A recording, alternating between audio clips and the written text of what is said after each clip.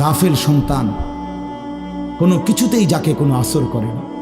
আহা, আপনারা জানেন না, আপনাদের এক এক ছেলের অবস্থা হলো কলিজাটা পাথর হয়ে গেছে।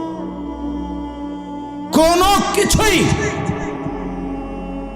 তার কলিজা নাড়ায় না। এত শক্ত জানোয়ার যে খোদার 365 দিনে কোনো দিন ফজরের নামাজ পড়ে না, একদিনও না। মানুষের বাচ্চা এত বড় জানোয়ার হয় কেন? আরে তুই কোন মানুষের বাচ্চা? তুই কোন মার দুধ খাইলি? না ফরমান,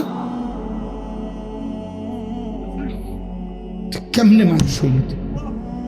এটা কি ধরনের মানুষ? একদিনও নামাজ পড়ে?